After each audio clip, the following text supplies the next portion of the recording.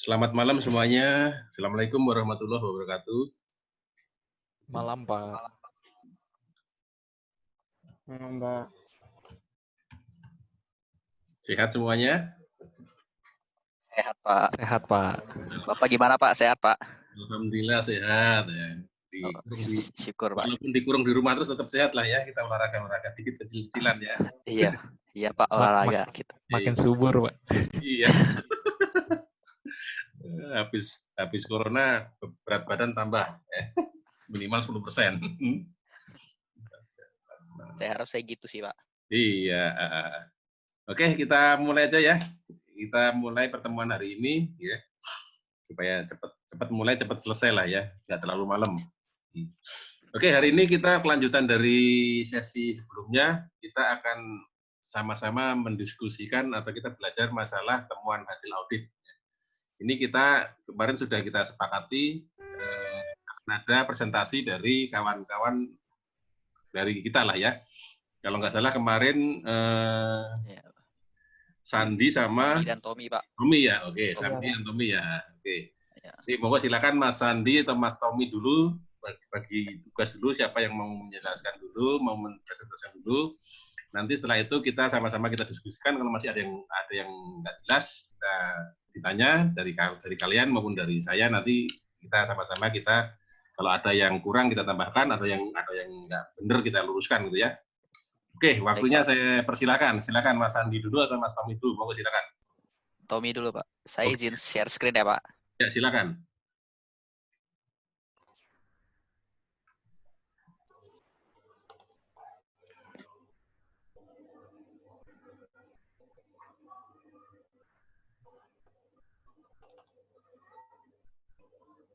Ya, selamat malam Pak Haryono dan teman-teman sekalian.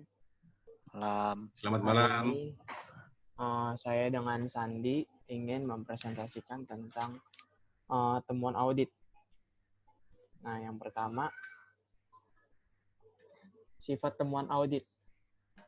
Dalam sifat temuan audit ini dapat memiliki berbagai bentuk dan ukuran. Misalnya, yang pertama itu tindakan-tindakan yang seharusnya diambil tetapi tidak dilakukan, seperti pengiriman yang dilakukan tetapi tidak ditagih. Yang kedua itu tindakan-tindakan yang dilarang, seperti pegawai yang mengalihkan sewa dari perlengkapan perusahaan ke perusahaan kontrak pribadi untuk kepentingannya sendiri. Yang ketiga itu tindakan-tindakan tercela, seperti membayar barang dan perlengkapan pada tarif yang telah diganti dengan tarif yang lebih rendah pada kontrak yang lebih menguntungkan.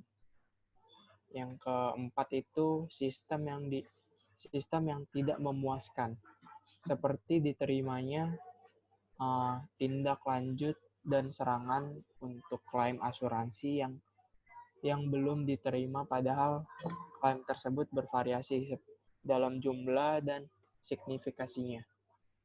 Yang terakhir itu exposure risiko yang harus dipertimbangkan. Lanjut.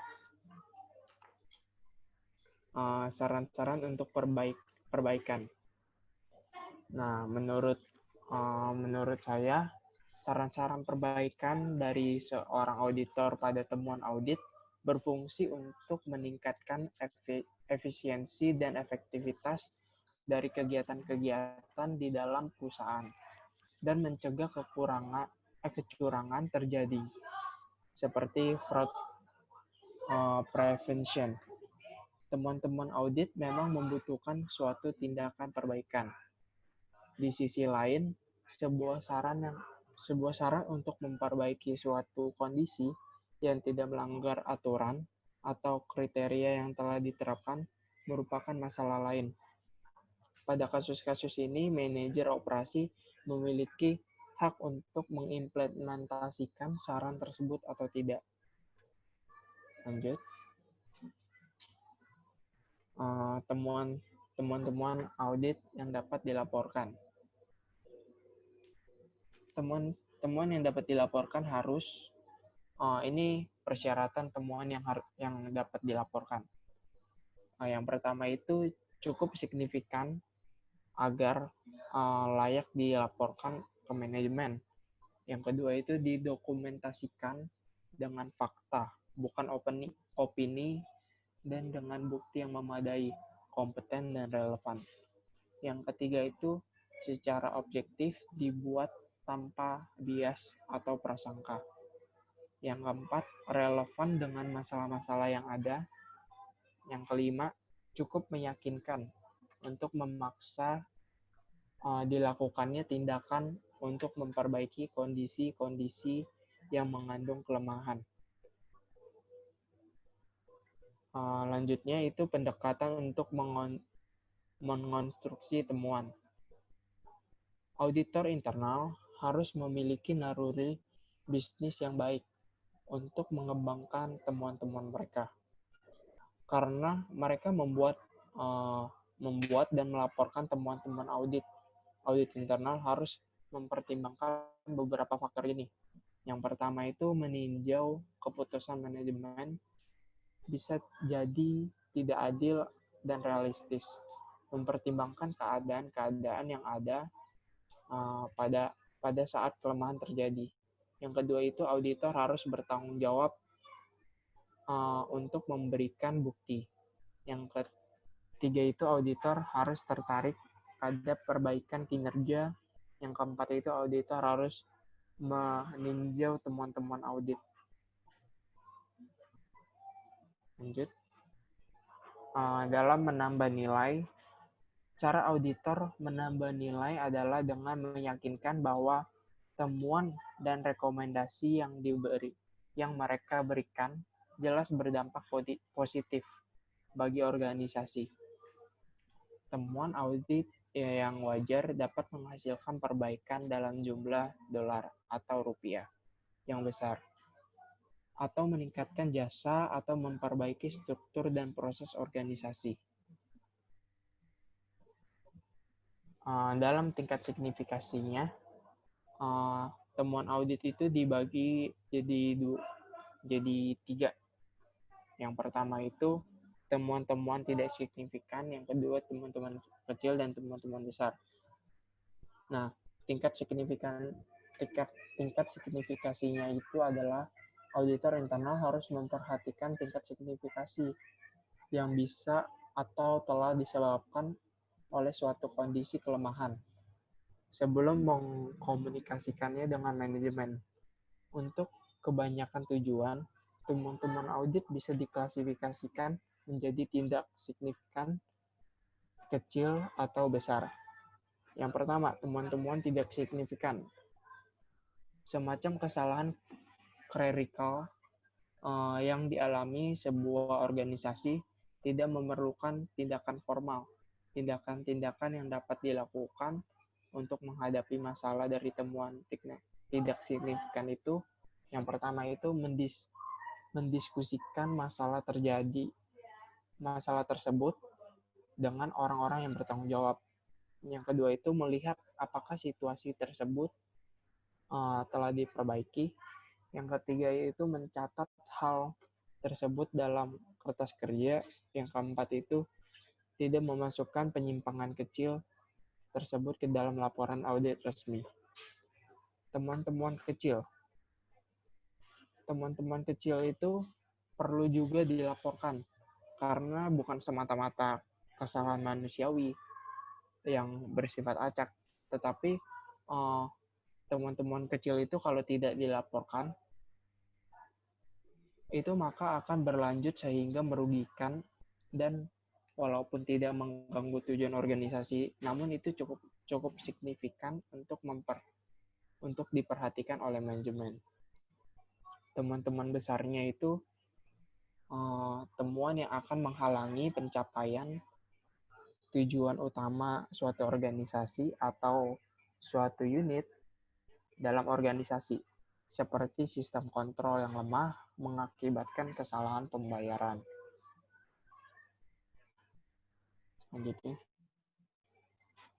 Selanjutnya itu ada elemen-elemen temuan audit.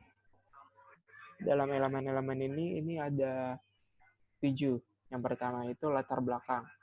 Latar belakang itu adalah pembaca laporan harus diberikan informasi umum yang memadai agar bisa memahami sepenuhnya alasan-alasan mengapa auditor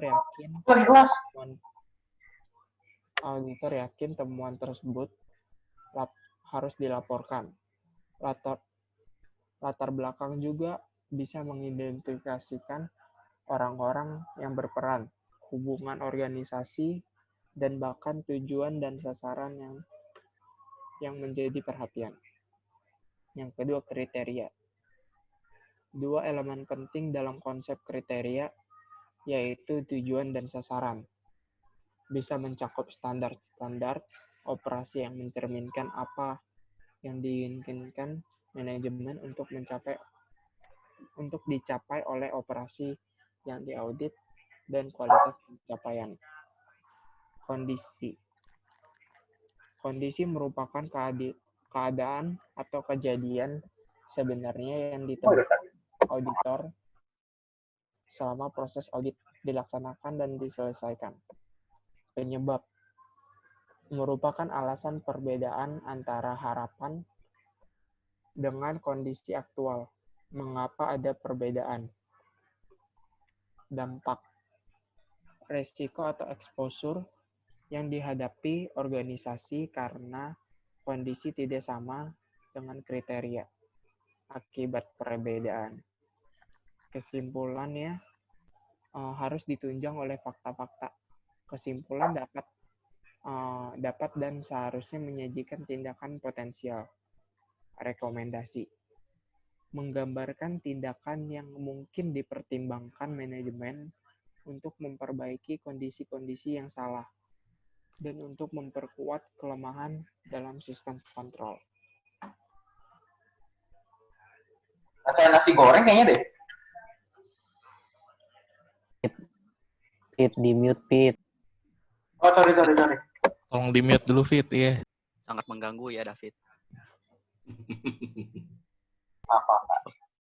Oke, saya lanjutkan. Jadi selanjutnya mengenai pencatatan temuan audit. Yeah. Nah, setelah kita menemukan adanya temuan audit dalam suatu organisasi, kita harus melakukan pencatatan atas temuan audit. Nah, dalam pencatatan temuan audit apa aja sih yang akan kita catat? Itu yang pertama, mengidentifikasi organisasi yang bertanggung jawab, lalu memberikan nomor identifikasi atas temuan audit yang telah ditemukan. Lalu ketiga, memberikan pernyataan singkat mengenai kondisi atas temuan audit. Lalu yang keempat, mengidentifikasi kriteria standar yang diterapkan untuk menilai kondisi. Lalu yang kelima, ada menentukan apakah temuan tersebut merupakan pengulangan dari sesuatu yang ditemukan dalam audit sebelumnya. Lalu yang keenam, menyatakan arah, prosedur, atau instruksi kerja yang berkaitan dengan temuan tersebut. Yang ketujuh, meringkas pengujian audit dan jumlah kelemahan yang ditemukan. Yang kedelapan, menunjukkan penyebab. Yang kesembilan, menjelaskan dampak aktual maupun potensial dari kondisi tersebut. Yang ke-10, menyatakan tindakan perbaikan. Dan yang ke-11, mencatat pembahasan dengan karyawan klien dan tanggapan mereka. Nah, ini merupakan contoh dari catatan atas temuan audit. Nah, seperti yang tadi kegiatan aktivitas yang sudah disebutkan, di paling atas itu ada terkait mengidentifikasi organisasi yang bertanggung jawab. Terus bagaimana kondisi atas temuan audit, terus standar apa yang digunakan, lalu prosedur-prosedur yang digunakan, metode pemilihan sampel, ukuran populasi sampel, jumlah kelemahan, dan sebagainya. Lalu kemudian keahlian komunikasi dalam pencatatan. Nah, jadi dalam mencatat temuan audit itu, komunikasi yang digunakan itu harus bisa dipahami oleh pembaca. Bahasa RAF atau RAF disingkat Record of Audit Finding atau pencatatan atas temuan audit harus diekspresikan dengan nada positif, istilah-istilah yang mendorong reaksi emosional atau defensif harus dihindari. Jadi saat kita menemukan sebuah temuan dan ingin mengkomunikasikan kepada manajemen, bahasa yang kita gunakan untuk mempresentasikan temuan kita tersebut itu menurut saya harus positif, terus istilah-istilah mendorong reaksi emosional atau defensive itu harus dihindari. Terus sikap yang sama harus ditampilkan dalam komunikasi verbal sehari-hari dan presentasi interim hasil-hasil audit. Nah, Kemudian setelah melakukan pencatatan atas temuan audit, sebelum masuk kita laporkan kepada manajemen itu harus ditelaah dulu oleh pengawasan. Nah, pengawasan ini bisa bersifat manual maupun elektronik. Nah, apa aja sih yang sebenarnya harus ditelaah sebelum dilaporkan? Nah, di sini ada beberapa. Yang pertama, apakah ada bagian-bagian temuan yang hilang? Mengapa? Apa yang bisa dilakukan untuk menemukan hal tersebut? Terus kekurangannya apa dari penyajian yang buruk atau pekerjaan audit yang nggak lengkap? Terus yang kedua, apakah bagian tersebut tercampur sehingga mengaburkan kejelasan? Terus apakah pendapat menggantikan fakta-fakta sebab tercampur dengan akibat? Apakah rekomendasi memang menyajikan fakta-fakta? Lalu yang ketiga, jika prosedur tidak diikuti, apakah rekomendasi hanya sekadar pernyataan bahwa prosedur tersebut harus diikuti?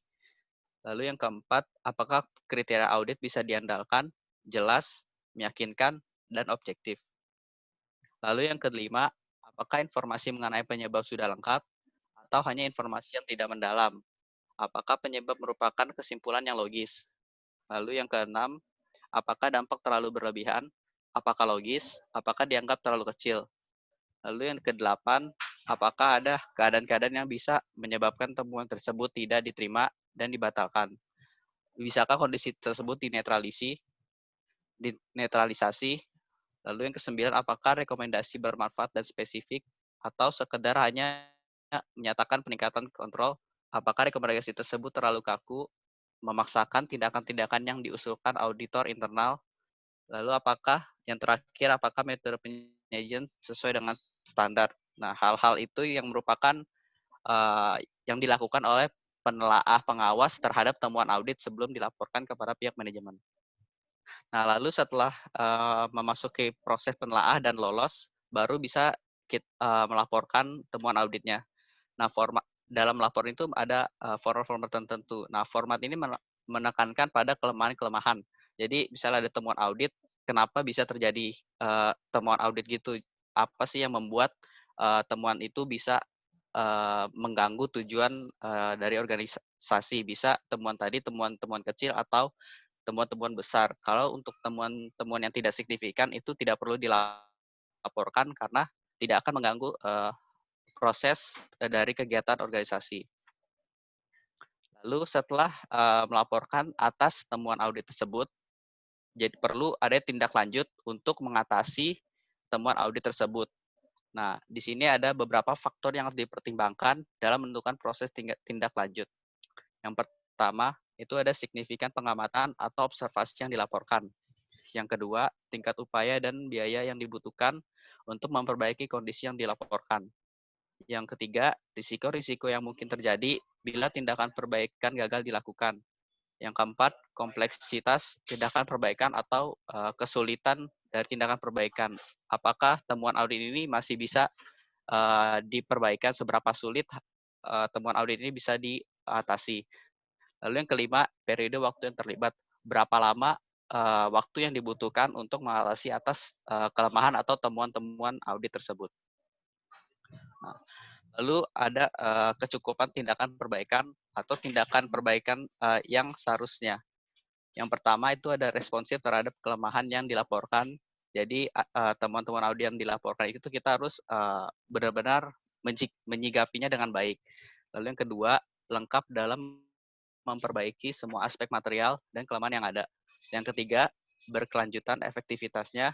Dan yang keempat, diawasi untuk mencegah terulangnya kembali.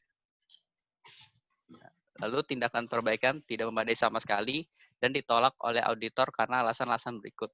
Jadi, semisal auditor mengusulkan tindakan perbaikan atas temuan audit, tapi nggak memadai dan ditolak oleh auditor internal, kebalik, alasan-alasan berikut ini. Tindakan nggak responsif, terus nggak lengkap datanya, terus tidak berkelanjutan, dan tidak ada pengawasan. Lanjut, kita ke kewenangan dan status audit. Nah, auditor selalu memiliki kewenangan untuk menelaah tindakan untuk mengatasi temuan audit tersebut atau kelemahan-kelemahan dalam organisasi. Auditor harus memberikan keyakinan terhadap suatu temuan bahwa temuan ini benar-benar berbahaya gitu loh, harus disikapi atau harus ditindak lanjut dan memberikan keyakinan pada pertemuan awal auditor dengan klien. Harus memberitahu, yang pertama, auditor harus memberitahu mereka bahwa segera memberikan setiap temuan yang ditemukan oleh auditor. Lalu yang kedua, baik temuan maupun dukungan atasnya akan dibahas secara mendalam. Yang ketiga, setiap pertanyaan menyangkut fakta-fakta akan diselesaikan sebelum masalah dilaporkan. Yang keempat, klien akan diperbolehkan untuk berada posisi yang berlawanan dengan temuan. Dan yang terakhir, klien akan diberikan peluang untuk memulai tindakan perbaikan. Dan hal-hal ini yang bisa membuat auditor memiliki kewenangan dan status audit atas temuan audit yang ditemukan dalam suatu organisasi.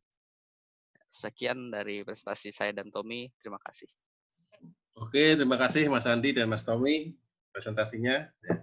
Gimana kawan-kawan yang lain? Setelah dipresentasikan ada pertanyaan atau ada tambahan, komentar, monggo silakan. Silakan. Silakan, sama-sama kita diskusikan. Kan, mau nanya dong. Ya, silakan. Boleh. Mungkin ke slide yang di syarat untuk temuan itu bisa dilaporkan kali ya?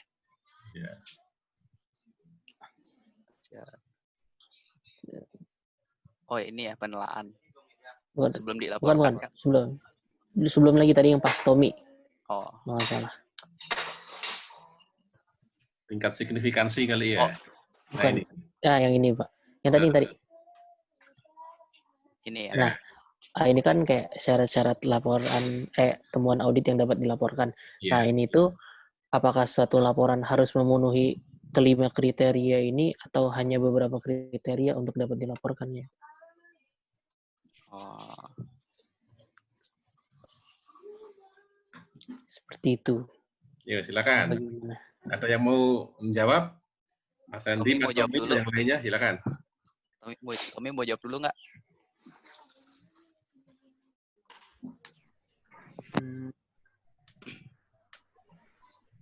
Kalau menurut saya sendiri, ini sih harus lima-limanya, karena dalam kelima poin ini itu saling berhubungan. Jadi selain kalau misalnya kita cuma laporin dia itu secara objektif tanpa bias atau prasangka, tapi dia itu nggak menyediakan fakta juga nggak ada, maksudnya fakta juga nggak dikasih gitu. Nah, maka ini itu nggak bakal bisa dibilang temuan gitu. Jadi harus berhubungan sih, semuanya harus ada. Jadi kelima-lima itu saling berkaitan ya? Iya. Oke. Cukup? Menurut Sandi gimana, San? Cukup sih, Pak. Sandi? Cukup dari Kalau Sandi. menurut saya sih sama, Pak. Jadi semisal menemukan temuan, misalnya ada pembelian fiktif ya, kita kan itu merupakan temuan audit. Nah, semisal yang tadi dibilang secara objektif, oh ini benar nih ada pembelian fiktif, tapi ada nggak nih dokumen dari faktur penjualannya, ada nggak faktanya? Kalau misalnya emang nggak ada fakta kan tidak bisa dibuktikan secara langsung, jadi otomatis manajemen mungkin atau pengawasan nggak bisa percaya, oh mungkin ini ada keliru atau gimana gitu. Jadi seperti itu sih. Jadi kayak nggak bisa meyakinkan gitu. Ya. Kurang lebih sama sih, Pak. Ada lagi? Ya, betul. Kalau menurut saya sih memang kelima-limanya ini harus ada. Jadi agar suatu temuan bisa dilaporkan ke tingkatan manajemen, ini ke tingkatan manajemen loh ya, bukan ke unit ya, ke manajemen, Ya. harus cukup signifikan, dalam arti dia mempengaruhi perusahaan secara keseluruhan, cukup signifikan ya. Temuan itu harus berdasarkan fakta, bukan pendapat dari auditor, tapi fakta yang ada di lapangan. Dan ada dukungan buktinya kompeten dan relevan. Harus ada itu. Kemudian temuan itu ditulis atau diredaksionalkan dengan bahasa yang objektif, tidak bias dan tanpa prasangka. Posisi auditor internal adalah independen dan objektif. Jadi itu harus tercermin di dalam temuan. Kemudian relevan dengan masalah yang ada yang pada saat itu. Kemudian temuan itu juga harus dibuat dalam bentuk yang cukup meyakinkan sehingga manajemen merasa perlu untuk melakukan menindaklanjuti rekomendasi yang dibuat oleh si auditor internal. Betul, jadi jabatan kalian semua benar, 5-5-nya harus ada. Temuan itu harus ada gitu. Sehingga kalau itu tercermin dalam temuan, berarti laporan audit dari auditor internal adalah bernilai bagi perusahaan, memberikan value added bagi perusahaan. Itu menurut saya. Ada yang mau menambahkan? Nggak ada, mungkin ada pertanyaan lain lagi? Saya Terima. Pak, saya mau tanya bagian yang Tommy, itu Tom yang boleh dikasih contoh nggak yang temuan tidak signifikan, kecil sama besar itu contohnya apa? Bisa nggak ngasih gambaran yang tidak signifikan bagaimana, yang kecil-kecil bagaimana, yang besar itu bagaimana?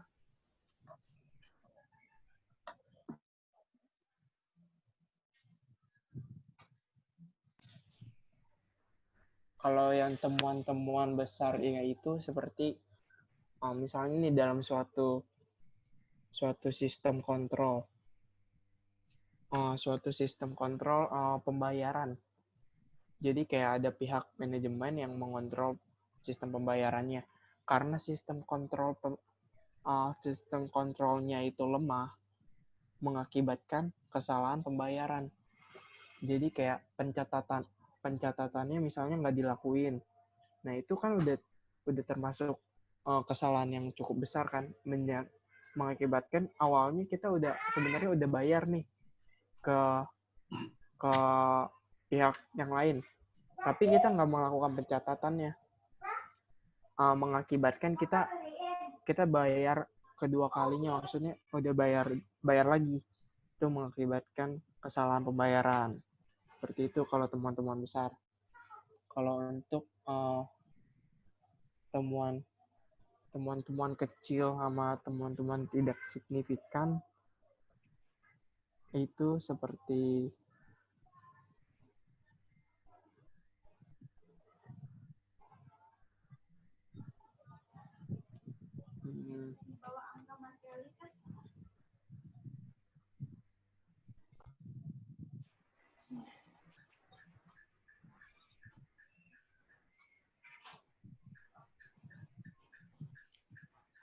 Nah, yang membantu. Tidak, tadi kalau nggak salah pernah dibicarakan, dibahas tadi, dinyatakan dalam presentasi tadi, tidak signifikan itu contohnya adalah kesalahan-kesalahan clerical kan gitu kan. Jadi ada kesalahan-kesalahan dalam pengertikan, atau kesalahan dalam penggunaan, itu kan itu tidak signifikan itu ya. Hal-hal yang tidak signifikan yang mestinya tidak perlu sampai dilaporkan ke dalam laporan kepada manajemen. Itu tidak signifikan ya. Kalau kecil kira-kira gimana ya kecil? Kalau menurut saya gini Pak, jadi misalnya akan ada pegawai atau karyawan yang mengurus atau siapa itu orang yang bertanggung jawab mengatasi kas. Nah, kas itu kan dibagi menjadi dua, ada kas utama dan kas kecil. Yeah. Jadi misalnya pegawai ini salah dalam pencatatan, nah harusnya misalnya membeli kebutuhan untuk kantor sehari-hari seperti pulpen segala macam kan biasa menggunakan kas kecil, tapi dia malah pakai kasnya malah kas utama seperti itu. Jadi kan nggak akunnya kan nggak sesuai jadi untuk penggunaannya. Bisa. Seperti itu. Temuan kecil dia mungkin ada SOP pembayaran kas yang seharusnya dilakukan dengan kas kecil dia dilakukan dengan kas besar kan, kita bisa kan, itu teman-teman kecil termasuk juga itu ya. Jadi tadi dicontohkan bahwa dia beli barang-barang kecil ternyata pakai dana dari kas besar, berarti kan itu kita lihat SOP-nya, dia melanggar enggak kan, berarti melanggar kan gitu kan, ya, berarti temuan kecil ya. Bisa juga seperti itu memang sih, jadi enggak dia kesalahan tetapi tidak terlalu mempengaruhi operasional perusahaan. Kalau temuan besar tadi mungkin ada SOP seharusnya pembayaran direview oleh supervisor. Ternyata tidak direview atau kemudian ternyata dia direview oleh orang yang sama, ya, yang membuat invoice ternyata sama dengan orang yang mereview. Nah, itu enggak temuan besar. Nah, besar dalam arti apa? Bisa jadi itu suatu kecurangan memang sengaja atau hal yang lain, itu bisa juga. Bisa ditangkap kira-kira? Bisa. Ya, oke, makasih. Ada lagi nggak kira-kira?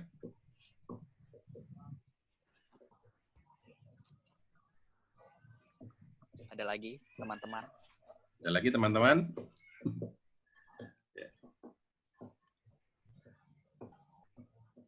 Pak, berarti yang dilaporkan itu yang temuan kecil sama temuan besar aja, Pak, yang tidak signifikan itu nggak dilaporkan.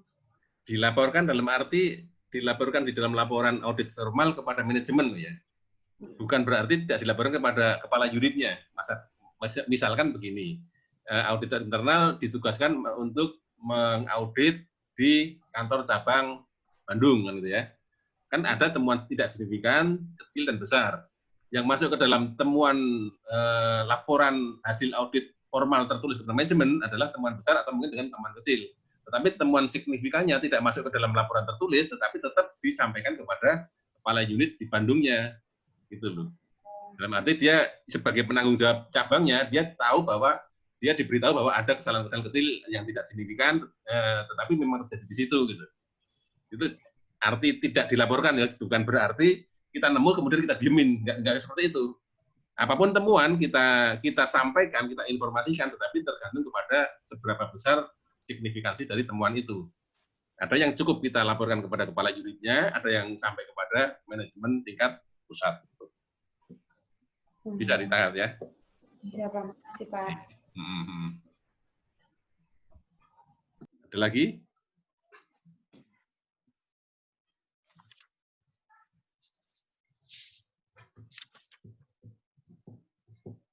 Kalau jenis-jenis audit pernah diajarin nggak sama Bu Ratna? Sebenarnya kita ini sebagai audit internal dengan audit keuangan yang eksternal, apa sih bedanya? Kita kemarin sama-sama kelas kemarin di audit 2 kan itu audit internal eksternal. Sekarang bedanya dengan audit internalnya apa kita? Kita kelebihan atau kekurangan atau perbedaan di mana tuh? Dari apa yang diaudit, Pak? Dari apa yang diaudit nggak sih, Pak? Apa yang diaudit? Gimana maksudnya? Jadi kalau misalnya internal kita lebih ke pengendalian dari atau manajemen kontrol dari perusahaan itu. Cuma sedangkan kalau untuk auditor eksternal dia lebih ke keuangannya gitu sih, Pak, kepada laporan yang dihasilkan. Terus eksternal itu harus menyelidiki satu-satu. Jadi misalnya ini pendapatan dapat dari mana, terus pembelian ini dapat dari mana, dia telusuri satu-satu dari laporan keuangannya. Jadi kalau internal dia lebih ke tanpa harus lihat laporan, dia udah ngerti alur-alur, misalnya dari pembelian dia ngecek nih dari sistem requisition atau permintaan, terus ke purchase order, apakah semua sistem itu udah berjalan sesuai SOP atau belum gitu sih, Pak. Ya. Pertanyaan saya kira-kira audit internal memeriksa sistem pengendalian intern perusahaan nggak? Atau yang kedua yang berkaitan, apakah external auditor juga memeriksa sistem pengendalian internnya? Dua-duanya ada sih, Pak. Ya, perbedaannya apa? Sama nggak? Paling perbedaannya kalau yang eksternal itu dia cuma sebatas yang hubungannya dengan laporan keuangan aja gitu, Pak. Kalau yang si internal itu secara keseluruhan yang mempengaruhi efisiensi sama produktivitas perusahaan. Jadi yang internal pekerjaannya lebih banyak sih harusnya. Yang internal lebih banyak ya, lebih luas ya. Oke, ya. Sudah mendekati itu ya. Jadi perbedaannya gini. Kalau audit eksternal dia menguji pengendalian intern itu kaitannya sama dia menilai atau mengakses control risk-nya. Ya. Seberapa besar control risk yang ada di perusahaan. Tetapi kalau auditor internal dia menguji atau memeriksa sistem pengendalian intern adalah kaitannya dengan menilai atau memeriksa ketaatan dari si staf perusahaan di dalam mengimplementasikan sistem pengendalian internnya. Jadi auditor internal memeriksa ketaatan, ya. Jadi tujuannya adalah memeriksa ketaatan dari perusahaan atau staf perusahaan di dalam mengaplikasikan atau mengimplementasikan sistem pengendalian intern dari perusahaan. Jadi perbedaan gitu ya. Bisa ditangkap nggak kira-kira? Bisa, Pak. Bisa, Ya, Pak. gitu. Nah, jadi ya kalau eksternal cuma dia sekedar hanya untuk menilai seberapa besar risiko pengendalian di perusahaan. Tetapi kalau internal kita lebih dari itu. Kita menilai ketaatan dari perusahaan di dalam mengimplementasikan sistem pengendalian internnya. Kalau dia tidak taat berarti itu temuan.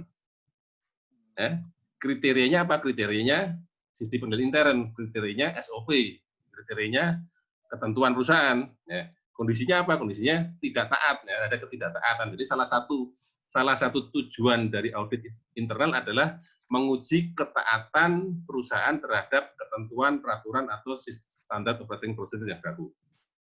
Bisa ditangkap ya? Ya, jadi kalau kemudian yang sebenarnya perbedaan mendasarnya adalah external auditor itu pemeriksaan keuangan saja untuk memberikan opini, tetapi kalau auditor internal mengaudit kinerja atau performance dari manajemen. Tujuannya itu menilai, dalam arti di dalam tujuan itu menilai ketaatan manajemen di dalam mengaplikasikan sistem penilaian intern atau ketentuan, kemudian menilai keekonomisan manajemen dalam memperoleh sumber daya. Ketiga, menilai efektivitas kegiatan manajemen di dalam mencapai tujuan perusahaan. Keempat, menilai efisiensi manajemen di dalam menggunakan sumber daya yang dimiliki oleh perusahaan. Nah, kalau itu semua bisa dinilai, berarti ada temuan di situ. Katakanlah dia tidak taat, dia belinya tidak ekonomis, terlalu mahal, atau kegiatannya tidak tercapai secara efektif, atau penggunaan dananya tidak efisien, kan temuan berarti ya. Jadi temuan esensinya adalah apa? Kita membandingkan antara kondisi dengan kriteria, atau kita membandingkan antara kriteria yang ada dengan kondisi. Bisa ditangkap ya? Nah, kan itu jadi kita sebagai auditor internal berpikir seperti itu. Kita harus berpikir dulu kriterianya apa, ketentuannya apa, normanya apa, standarnya apa, kan gitu. Baru kita lihat di lapangan apakah dia mencapai dengan apa yang kita ekspektasikan itu. Ya, bisa ditangkap ya? Ya, itu aja sebenarnya teman-teman. Ya. Ada pertanyaan atau gimana? Pak, ada yang masih belum jelas? Saya mau Ya, silakan. Saya mau bertanya sih, Pak. Yang menambah nilai ini, jadi maksudnya itu temuan audit ini nggak selalu sikapnya negatif ya, Pak? Jadi temuan audit ini bisa bersifat positif atau gimana sih, Pak? Saya masih bingung. Oh gitu ya, gini. Menambah nilai ini. Menambah nilai itu bukan berarti kita memberikan laporan-laporan yang sifatnya positif ya. Menambah nilai itu berarti kita memberikan rekomendasi atau saran yang bisa memperbaiki kinerja perusahaan. Itu berarti auditor internal punya nilai bagi perusahaan kan itu. Oh, si auditor internal ternyata ada manfaatnya kan gitu kan. Tidak cuma perusahaan bayar gaji aja, tapi dengan adanya auditor internal berarti ada rekomendasi perbaikan atau ada perbaikan di dalam sistem yang ada di dalam perusahaan. Itu menambah nilai gitu ya. Gitu. Kemudian mengenai masalah apakah yang positif atau dimasukkan juga, kalau saya berpendapat ini perkembangan ya. Kalau dulu saya masih di organisasi yang lama itu, kita pakai manajemen by exception. Jadi selama dia sesuai dengan koridornya, sesuai dengan kriterianya, sesuai dengan normanya, ya sudah, nggak ada di laporan, kan? Sesuai gitu aja. Yang dimasukkan ke dalam laporan adalah negatifnya. Ada penyimpangan, ada pemborosan, ada korupsi, ada inefisiensi, itu yang masuk dalam laporan. Itu dulu. Tapi sekarang kelihatannya dengan berlalunya waktu ini, ke sini, auditor internal ada keharusan untuk menyampaikan opini mengenai apa hasil evaluasi dia terhadap pelaksanaan kegiatan unit yang di auditnya itu. Jadi tidak cuma temuan negatif, tetapi juga apa yang dilihat ya, apakah sudah positif, apakah sesuai atau enggak, itu ada dinyatakan dalam laporan. Itu kelihatannya perkembangannya seperti itu. Bisa ditangkap ya? Bisa, Pak. Ya, paham. Ya. Ya. Nanti kalau kasih, Pak. Kalau laporan itu nanti ada standarnya, ada standarnya. Ya. Oke. Ada lagi?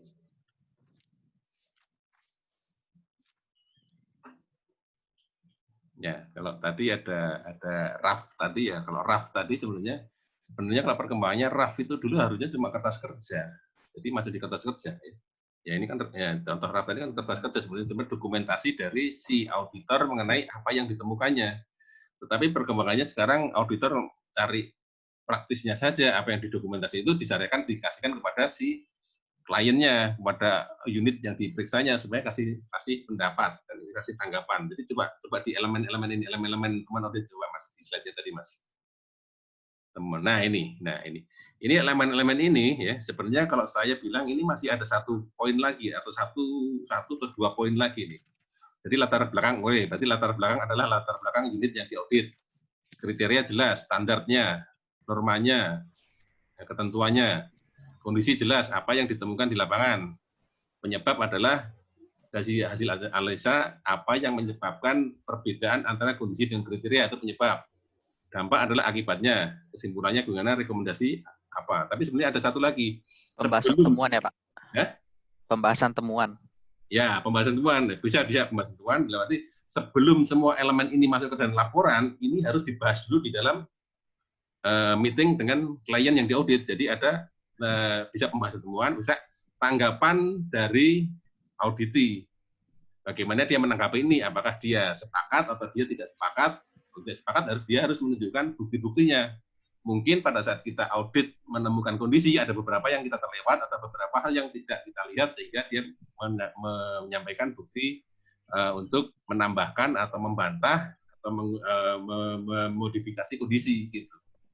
Jadi sebelum semua ini fix dengan si auditi itu harus sebelum semua ini masuk ke dalam laporan harus fix dulu dengan auditi bahwa temuan ini sudah disepakati, kemudian rekomendasi ini bisa mereka terima, dalam arti bisa mereka jalankan, bisa mereka implementasikan. Jadi nantinya tidak akan ada laporan hasil audit yang tidak ditindaklanjuti, gitu loh. Kalau dulu yang zaman dulu itu saya ini nggak ada tanggapan auditi. Jadi ini dari sisi sudut pandang auditor aja rekomendasi. Jadi akibatnya apa? Akibatnya begitu di lapangan tindak lanjut atas rekomendasi tidak bisa dijalankan karena mungkin beda sudut pandang antara manajemen dengan auditor kan itu. Nah, di dalam pembahasan temuan ini harus disamakan dulu. Kira-kira manajemen pola pikirnya atau sudut pandangnya seperti apa, kemudian dari auditor sudut pandangnya seperti apa, disamakan dulu sehingga temuan itu sudah disepakati. Ya. Memang keadaannya seperti itu, memang perlu perbaikan, tindakan perbaikannya apa. Nah, itu sepakat antara manajemen dengan auditor, baru itu masuk ke dalam laporan. Gitu, Mas. Bisa ya? Ya, gimana? Pak, kalau untuk sekarang nih Pak, kalau misalnya untuk pencatatan temuan audit kan dia ada kayak catatan-catatan khusus. Kalau sekarang ini udah berbasis elektronik semua, apa masih ada yang memakai kertas gitu sih Pak? Ya tergantung unit auditor internalnya. Ada yang masih manual pakai tangan. Dalam arti pakai tangan mereka tetap pakai Word sama Excel sih, kan gitu ya. Tapi masih manual, masih di print, masuk ke dalam map itu masih ada seperti itu. Tapi ada juga dia yang sudah memakai tools, audit tools gitu kan. Sudah ada aplikasinya untuk audit itu. Jadi tinggal dia input katakanlah kertas kerja A, dia tinggal input isinya aja, kemudian sudah terrekam di dalam digital format gitu. Bisa sekarang ada juga tergantung ini ya, tergantung seberapa canggih perusahaannya itu. Dan lagi kan sekarang kan perusahaan sudah banyak digital semua, proses-proses sistemnya kan sudah digital semua. Mestinya sih sudah pakai sistem semua ya. Ya, tinggal auditor tinggal minta database ini. Nah, kemudian di rator dia tinggal diolah kan gitu kan, diaudit kan itu. Sesuai enggak sama atau istilahnya mentaati SOP enggak kan itu. Ada semua bisa. Makanya itu tergantung dari seberapa tinggi, seberapa advance IT dari perusahaan itu. Ya.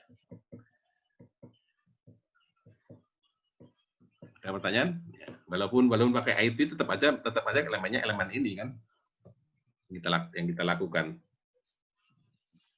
Saya mau nanya juga sih Pak, tapi ini nggak ada hubungan sama temuan audit sih Pak. Tapi jadi ada nggak sih Pak kayak setiap perusahaan itu emang harus ada internal audit, auditor internal atau nggak harus sih Pak? Diwajibkan atau enggak sih Pak itu audit internal itu? Oh, diwajibkan atau enggak ya? Kalau kewajiban sih, ya tergantung perusahaannya juga ya. Kalau perusahaan keluarga kadang-kadang nggak perlu juga kan, nggak mau dia. Tapi kalau perusahaan sudah besar, nanti kan kita kan melihat perkembangan perusahaan juga. Kalau perusahaan kecil masih keluarga kan ya si owner sama dengan manajemen ya. Bisa juga dia melakukan sekaligus dia mengaudit kan itu selama perusahaan masih kecil. Tapi begitu perusahaan berkembang menjadi besar kan gitu, menjadi lebih menengah, lebih besar kan dia owner sekaligus dia sebagai pimpinan dia tidak akan mampu untuk menangani atau mengawasi semua kegiatan di bawahnya kan gitu kan. Dia mulai butuh orang untuk membantu dia mengawasi nih. Nah, itu mulai kebutuhan akan auditor internal kan gitu kan. Walaupun mungkin kalau masih menengah mungkin belum terlalu formal lah, mungkin cuma 1-2 orang aja untuk melihat atau mengecek apa yang dilakukan oleh anak buahnya. Tapi begitu dia sudah besar, sebagai dia sudah menjadi TBK, sudah mengeluarkan menjual saham di bursa efek, sudah ada ketentuan-ketentuan di dalam OJK atau pasar modal yang mengharuskan adanya internal auditor. Termasuk nanti ada komite audit juga kan itu ada aturannya tergantung perusahaannya itu Mas. Gitu. Ya Pak. Iya.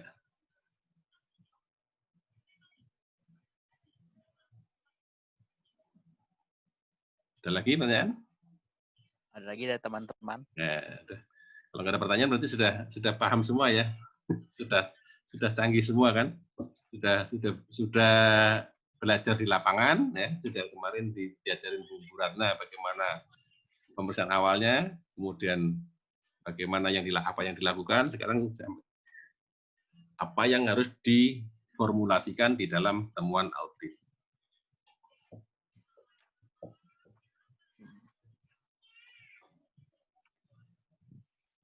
Lagi? Nah, tadi di slide sebentar.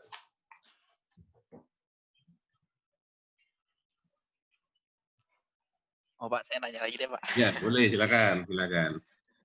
Jadi ini kan ada penilaian pengawasan. Nah, pengawasan ini pihak luar atau pihak mana Pak yang mengawas? Penilaian pengawasan ini gini. Jadi gini, di setiap audit itu ada satu baku, bahwa ada setiap langkah dilakukan oleh auditor itu harus ada check and recheck. Harus ada yang mereview pekerjaan dari bawahannya. Pekerjaan anggota tim harus direview oleh ketua tim. Pekerjaan ketua tim harus direview oleh supervisor atau pengawas. Pekerjaan pengawas harus direview oleh manajer audit. Nah, itu sebenarnya itu yang harus ditangani. Ini pun bagian dari itu. Sebelum ketua tim mengeluarkan merilis atau memberikan temuan kepada kliennya, harus ditelaah dulu, harus direview dulu oleh si supervisor. Gitu ya. Makanya ini ada pertanyaan, apakah ada bagian-bagian temuan yang hilang? Nah, sebelum temuan itu kita bahas di dalam meeting dengan klien, harus direview dulu oleh si supervisor. Apakah sudah lengkap? Kan gitu. Ya. Jadi banyak pertanyaan ini yang harus ada dulu, sehingga pada saat meeting dengan klien, si auditor sudah yakin, sudah istilahnya punya kepercayaan diri bahwa temuannya itu akan diterima oleh si klien. Tidak akan dibantah atau tidak akan dibatalkan pada saat meeting. Itu jadi penilaian itu kalau saya lihat itu mestinya dari internal unit audit yang ada, bukan dari eksternal kan gitu. Satu temuan itu harus lewat dari pertanyaan gitu ya Pak? Iya. Pertanyaan ini semua. Betul. Ya. Jadi kalau saya dulu waktu jadi ketua tim atau jadi pengawas atau supervisor itu, pasti sebelum saya serahkan temuan kepada si klien, saya akan lakukan diskusi dulu antara ketua tim dengan supervisor. Inilah pertanyaannya itu, kan gitu. Si supervisor berusaha bertanya apakah ada yang kurang dari situ, dalam arti seolah-olah kalau saya dulu mensimulasikan seolah-olah saya ini supervisor ya, seolah-olah saya klien dari si tim audit. Saya berusaha membantah, kira-kira yang dibantah itu di mana? Itu didiskusikan di situ gitu. Jadi apakah ada bagian yang kurang ya harus ditambahkan dulu kan itu. Apakah ada yang kabur, tidak jelas, dan itu harus di penelaahan ini dulu sebenarnya. Gitu. Jadi ada satu proses yang akan istilahnya mengkonfirmasi temuan itu bahwa itu sudah lengkap. Sebelum itu dibahas di dalam meeting ya. Tapi ini Kalau dia bilang sebelum dilaporkan, kalau saya sebelum meeting. Jadi sebelum meeting dengan klien, kita harus dibahas dulu, harus ditelaah dulu, harus direview dulu. Temuan itu harus lengkap dulu, harus benar dulu, baru dibahas di meeting. Jadi meetingnya pasti pendek, 15 menit selesai. Oke, gini, kondisi sesuai dengan yang ada, dokumennya ada semua, ya, kriterianya benar. Terus yang paling pasti kadang-kadang bagaimana menginterpretasikan dari ketentuan peraturan, nah itu. Ya, kadang-kadang ada manajemen yang menginterpretasikan lain. Nah, pada saat kita review dengan tim ini, nah itu kita bahas kira-kira benar nggak interpretasi dari kriteria itu kan? Jangan cuma interpretasi yang seenaknya atau istilahnya yang menguntungkan manajemen aja. Jadi benar-benar itu interpretasi yang benar untuk dilaksanakan di perusahaan. Jadi gitu ya Mas ya. Jadi Iya, Pak. ya tim masuk ke lapangan, menulis temuan itu harus direview dulu oleh si supervisor. Ya. Kalau kurang, katakanlah kondisinya, oh ini kondisinya kurang, tambahin ini, cari bukti ini. Nah, balik lagi ke lapangan, lengkapin dulu. Kalau sudah lengkap semua, baru itu dibawa ke meeting dengan klien. Ini loh temuan kita, dibahas di meeting ya. Ini loh temuan kita, kriteria ini, kondisi ini, sebab ini, dampak ini, ya. Sehingga kita merekomendasikan perbaikan seperti ini. Nah, itu kalau semuanya sudah lengkap, ya, setelah melewati review ini, pasti meetingnya berjalan singkat. Tidak ada temuan yang dibatalkan. Ya kan itu ini ada banyak kan ini. Apakah ada bagian temuan yang hilang? Apakah yang tercampur sehingga mengaburkan kejelasan? Apakah ada pendapat menggantikan fakta ya? Jadi jangan sampai di dalam temuan itu ada pendapat dari auditor. Ya di dalam temuan itu harus fakta, kondisi itu fakta, bukan pendapat dari si auditor. Ya. Apakah rekomendasi memang menyajikan fakta? Jika prosedur tidak diikuti, apakah rekomendasi hanya sekedar pernyataan prosedur tersebut harusnya diikuti? Nah ini masalah penyebab. Ya. Jika ada ketidaktaatan terhadap prosedur, ya harus digali oleh auditor mengapa tidak taat. Bukan hanya prosedur nggak ditaati terus ditulis begitu aja enggak, tapi harus digali lebih dalam lagi mengapa tidak ada ketidaktaatan terhadap prosedur. Nah itu dicari penyebabnya kan gitu. Kemudian apakah kriteria audit bisa diandalkan? Jelas, meyakinkan dan objektif. Oke. Itu kan semua adalah menilai atau mereview elemen-elemen dari temuan audit, ya, apakah sudah bisa dipertanggungjawabkan di dalam meeting atau di dalam laporan hasil audit. Itu Mas jadinya. Seperti itu. Baik, Pak. Ya. Ya nanti kalau sudah kayaknya sih gampang, tapi kalau sudah di lapangan nanti agak susah juga nanti ya. Iya. Belum ada pengalaman, Pak. Iya, nanti ini kalau temuan ini akan meningkat dengan pengalaman ya. Tidak bisa begitu lulus, begitu selesai belajar langsung bisa bikin temuan yang bagus, tidak bisa. Jadi harus pengalaman dulu, bikin temuan dulu sekali, oh kurang begini, kedua, 3, 4, 5, 10 kali baru bisa jadi bikin temuan yang sangat bagus. Itu pengalaman ini, pengalaman sangat berharga di dalam pembuatan temuan. Oke, ya. Gimana? Ada lagi? Berarti Pak kalau temuan itu selalu ada yang baru apa sebenarnya sih itu aja gitu Pak? Nah, kalau temuan itu saja berarti itu temuan berulang. Nah, kalau temuan berulang berarti auditor internal nggak punya nilai atau sekarang salah, tahun depan lagi salah lagi berarti enggak. Itu apa yang direkomendasikan tidak dilaksanakan oleh si klien. Ya. Kalau saya sih temuan tiap tahun pasti harus ada yang baru. Kalau hari ini temuannya atau kita menemukan A, tahun depan harusnya A itu sudah nggak ada lagi. Jangan terulang lagi kan gitu kan. Kalau terulang lagi, kalau terulang lagi, nah itu berarti kita pada saat menyajikan temuan di tahun ini itu ada yang salah. Mungkin penyebabnya bukan itu. Itu adalah penyebab di awal, bukan penyebab utamanya. Penyebab utamanya belum kita ketemukan kan gitu. Gitu. Jadi mungkin harus ada istilahnya penelaahan mendalam lagi bahwa bagaimana atau apa penyebab utamanya sehingga temuan itu tidak akan terjadi lagi di periode mendatang. Ya. Kalau misalkan hari ini kita nemukan ada kesalahan dari si katakanlah si kasir, ya. Dia salah jumlah, kan gitu. Atau dia salah apa kan gitu kan. Kemudian apa penyebabnya? Apakah kesalahan manusiawi? Nah, mungkin bukan itu, mungkin penyebabnya adalah si kasir ini kurang mendapatkan pendidikan atau pelatihan mengenai bagaimana kasir yang baik, kan itu mungkin seperti itu. Gitu. Supaya dia bisa bagus pekerjaannya di kasir, mungkin dia perlu pendidikan lebih lanjut atau pendidikan untuk mengulang bagaimana sebagai kasir yang baik, sehingga kesalahan-kesalahannya tidak terjadi lagi di tahun-tahun mendatang. Gitu. Nah, kalau ketika udah nggak ada pertemuan lagi tuh, kira-kira gimana Pak audit internal, Pak? Ya, kalau nggak ada temuan ya seterusnya gitu sepanjang dia mau pensiun, entah gimana gitu. Ya, harusnya sih ada sih.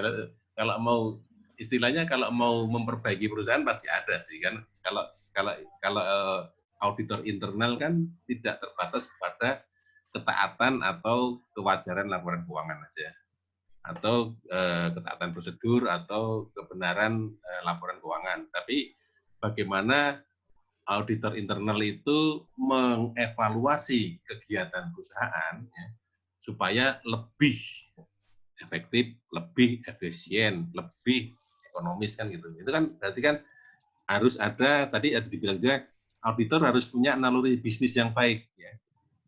Ya kita harus berpikir kalau begini seharusnya sebagai bisnismen yang baik seperti apa, kita bisa memberikan masukan kepada manajemen bahwa menghadapi kondisi seperti ini ya sebaiknya seperti ini. Itu kan juga temuan juga kan istilahnya. Ya, jadi bukan temuan kita, kalau audit internal bukan hanya temuan mencari kesalahan dari si klien, tetapi temuan untuk memperbaiki atau meningkatkan kinerja dari klien kita. Ya katakanlah kita meriksa kantor cabang Bandung ya, kita tidak melulu mencari kesalahan daripada orang-orang di Bandung ya, tapi kita juga membantu dia bagaimana meningkatkan kinerja mereka. Bagaimana dia bisa, katakanlah bisa memperoleh sumber daya yang ekonomis, bagaimana dia pekerjaannya supaya lebih efektif. Dalam arti mungkin ada pekerjaan-pekerjaan yang bisa dirampingkan, bisa dikurangin atau istilahnya disimplifikasi sehingga tidak ada pekerjaan yang menumpuk kan itu istilahnya. Itu juga temuan dari auditor juga. Temuan tidak mencari kesalahan, tetapi kita temuan untuk memperbaiki kondisi yang ada sekarang ini menjadi kondisi yang lebih baik. Itu temuan juga kan, itu kan pasti kan, kalau itu pasti ada terus saya rasa sih. Sepanjang kita punya pikiran kritis, sepanjang kita punya naluri bisnis, ya itu pasti ada terus saya kira. Kalau faktor eksternal gitu juga mempengaruhi nggak pakai teknologi, berarti kan ada temuan-temuan baru lagi atau entah gimana gitu. Bisa, iya, bisa juga, iya. Jadi mungkin ada teknologi yang lebih baru lagi yang kita ternyata tahu lebih dulu dibanding kepala unitnya, kan kita bisa sampaikan bahwa ada ini kan, ada hal-hal yang lebih baru lagi yang apabila ini diterapkan di perusahaan akan mengakibatkan katakanlah penghematan atau efisiensi atau pekerjaan yang lebih cepat, kan itu bisa juga seperti itu. Makanya pada saat kita membuat temuan itu di meetingnya, inilah yang kita nanti bisa kita sampaikan ke dia. Benar nggak apa yang kita berikan? Bisa diandalkan nggak informasi kita itu? Dan jelas nggak kita menyampaikan kepada mereka bahwa ini loh ada yang lebih baik daripada yang ada sekarang kan gitu. Ada hal yang lebih bagus, ada hal yang lebih efisien daripada yang ada sekarang kan gitu. Bisa diandalkan informasinya, jelas kita menyampaikan temuannya, kita bisa meyakinkan kepada manajemen, ya, dan kita objektif, kita nggak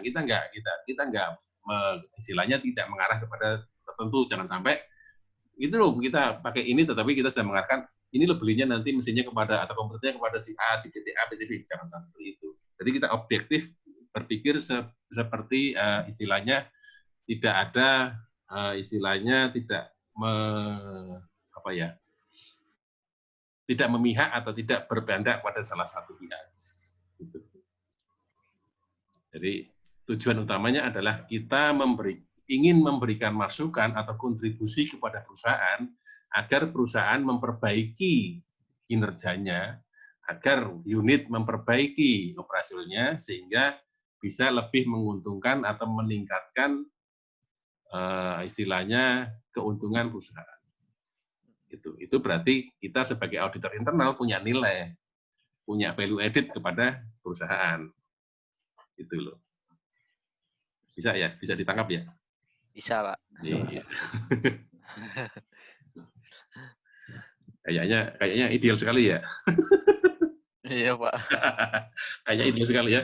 Ya itu kan salah satu upaya kita sebagai auditor internal supaya unit auditor internal itu tetap eksis di dalam perusahaan. Kalau nggak ada itu, ya nggak ada nggak masalah kan gitu kan. Manajemen berpikir gitu kan.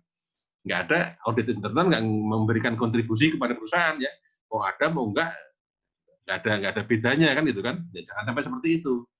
Kita harus membuat suatu kontribusi sehingga kita punya nilai kepada manajemen. Oh berarti auditor internal itu ada manfaatnya ya gitu kan. Nah, sehingga apapun nantinya ke depannya, apapun keputusan yang diambil oleh manajemen, dia akan mengikut sertakan atau dia akan meminta advice dari auditor internal. Nah, kita kan berarti punya istilahnya punya posisi lah di perusahaan untuk turut memajukan perusahaan. Ya, itu ya. Ya, siap, Pak. Siap. Ya mudah-mudahan nanti kedepannya jadi auditor internal yang baik lah ya.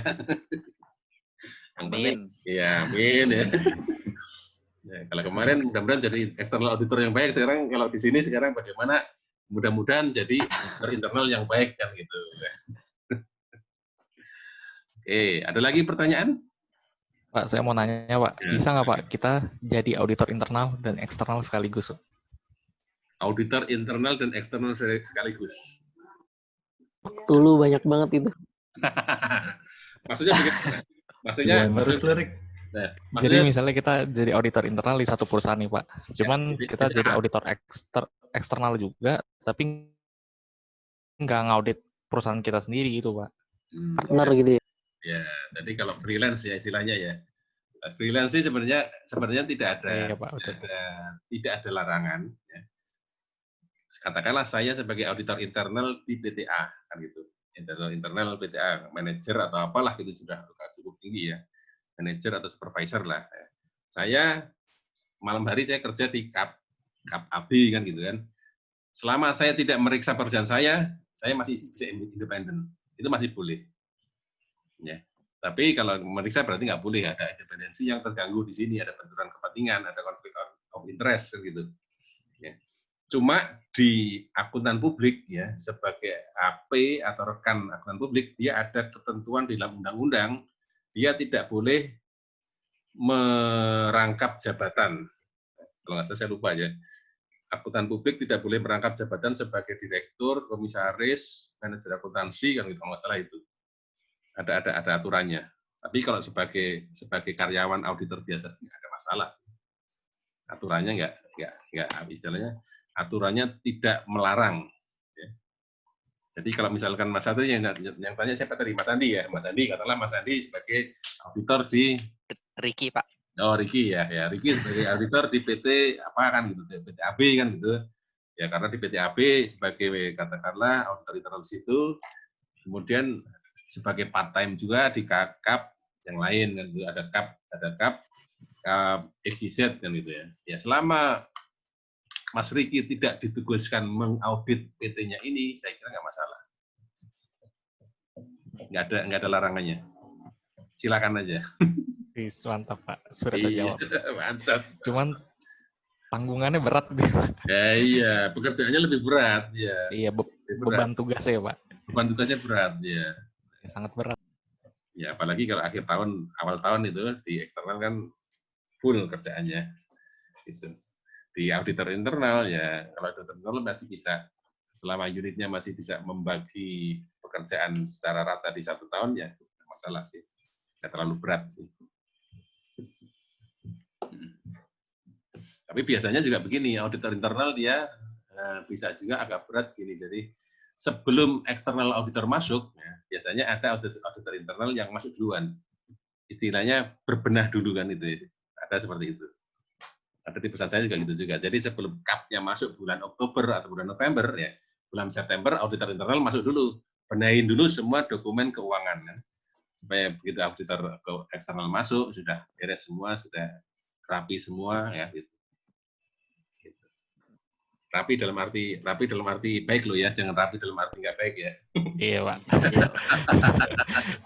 Jangan dirapi-rapiin deh, Pak. Iya, makanya jangan dirapi-rapi, tapi dalam arti baik, sesuai dengan prosedur semua yang gitu ya. Jadi nanti external auditor masuk, tinggal gampang mau sampel yang mana? Ini udah ada. Yang mana? Ini sudah ada semua, sudah beres semuanya. Jadi tidak menghambat atau memperlama kerja external auditor sehingga nanti laporan auditnya pun oleh si CAP tidak akan lama, tidak akan terlambat kan gitu ya. Apalagi kalau untuk SPT kan harus cepat lah. Februari Maret sudah harus selesai. Kalau bank di tempat saya Maret 25 itu sudah harus rilis publikasi ya. Jadi kan tinggal Januari Februari ya. Januari Februari itu di lapangannya ya. Maretnya sudah pembahasan temuan, sudah reportingnya, draft reportnya, sehingga tanggal 20 itu sudah harus finish, 25 bisa publikasi. Gitu. Jadi memang kalau di kantor akuntan memang deadline-nya memang sangat ketat. Ya. Gitu. Yes. Ya. Lewat waktu, hilang udah nanti tahun depan nggak dipakai lagi. Coret langsung. Coret langsung ya. Itulah ya. Gitu ya. Saya stop share ya, Pak ya. Oke, ya, siap. Ada pertanyaan lagi? Ya. Sudah cukup mantap. Sudah cukup mantap ya. Oke, kalau sudah cukup mantap mungkin bisa kita tutup ya pertemuan kali ini. Ya, semisal ada pertanyaan lainnya ya monggo silakan mau dimasukkan ke LMS atau mungkin langsung ke saya nggak masalah. Oke. Baik, Pak. Baik, Pak. Terima kasih. Ya, saya ingatkan lagi yang tugas-tugasnya yang saya minta dimasukkan ke LMS sudah dimasukkan ya. Terlambat nggak Pak? Ini sudah terlambat ya. Sedapat mungkin kedepannya jangan terlambat ya. Masukkan aja dulu nanti biar ya nanti saya ada data atau bukti untuk penilaian kan itu saya. Oke, saya kira gitu aja semuanya. Terima kasih atas perhatiannya. Semoga apa yang kita pelajari hari ini bisa bermanfaat di masa mendatang, bisa ditangkap dengan baik, ya, bisa ditangkap dan dipahami dengan baik. Oke, ya, itu aja. Selamat malam semuanya, selamat istirahat. Assalamualaikum warahmatullahi wabarakatuh. Selamat malam. Terima kasih, Pak. Sama-sama. Terima kasih, Pak. Iya.